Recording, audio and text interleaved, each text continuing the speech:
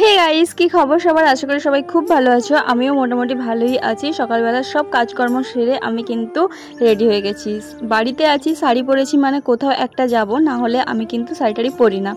যাব হচ্ছে বাবার বাড়িতে, কারণ এখন তো জমিতে চাষবাস চলছে। বাবার ঘরেও অনেকগুলো জমিন আছে, তো ওখানে লোক হয়েছে, কাজ করছে। মা যেহেতু অসুস্থ, এতজনের রান্না খাওয়া, মা একটু হিমশিম খেয়ে যাবে।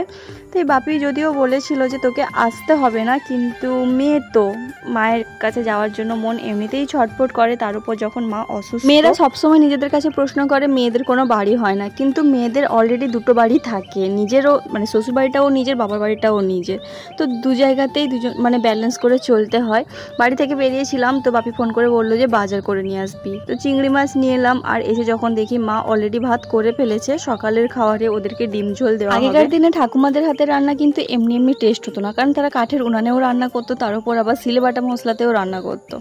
তো আমি মশলা করে নিয়ে এখন আলুগুলোকে ভেজে নিচ্ছি। আর আমাদের জানো তো উনান নেই, যেহেতু গোয়াল হয়েছে নতুন করে, মায়ের সেই উনুনটা ভেঙেও দিয়েছে। তাই মা আর বাপি শুধু খাবে বলে মা এই ছোট্ট উনানটা বানিয়েছিল, কিন্তু মায়ের এই আজকে ছোট্ট উনানটা মায়ের অনেক গ্যাস বাঁচিয়ে দিয়েছে। 18-19 জনের রান্না কিন্তু পুরোটা এই উনানেই হয়েছে। তার মানে ভাবো, এত জনের রান্না যদি গ্যাসে করতে হতো কতটা গ্যাস পুড়তো। তো মা এখন খাবার নিয়ে যাবে, তাই বললো যে তুই চটপট একটু তরকারিটা করে দে।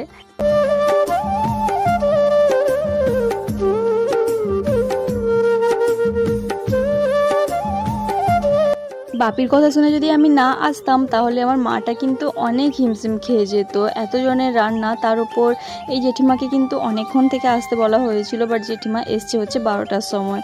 তো যাই হোক, আমি কিন্তু শ্রাবণ মাসে মাংস কিছুই রান্না করব না, তাই লাস্ট জেঠিমা মাংস রান্না করছে। এই দৃশ্যটা কার কার ভালো লাগলো অবশ্যই জানিও। আর সবাই মাংস দিয়ে খেলেও আমি কিন্তু শুধু শাক তরকারি আর দুটো ইলিশ মাছ ভেজেছিলাম, একটা ইলিশ মাছের লেজ ভর্তা করেছিলাম, আর ইলিশ মাছের চাকা ভাজা। পুড়ে গেছে, কিছু মনে করো না। আর হচ্ছে চালতা টকটা আমার সত্যি ভীষণ ভালো লাগে। চলো বাড়ি গিয়ে তোমাদের সাথে দেখা হচ্ছে। বাইরে তো প্রচণ্ড বৃষ্টি, তো আনতে যাবে কে, ও বলছিল থেকে যাও, কিন্তু আমি তো একদমই থাকবো না, কারণ সকালবেলা ঘুম থেকে উঠে আসতে না বড় বিরক্তি। তাই বৃষ্টিতে ভিজে ভিজেই গাড়ি নিয়ে চলে এসেছি। আর বৃষ্টি পড়ছে, একটু আলু কাবলির ক্রেভিং হচ্ছিল, তাই বোন আমি ভাই 3 জন মিলে কিন্তু একটু আলু কাবলিও বানালাম। অনেকদিন যাবত আমি কিন্তু কোনো ব্লগ আপলোড সেভাবে করিনি, তাই একটু তো আনকমফোর্টেবল লাগছে শুরু করতে। কেমন লাগলো জানিও।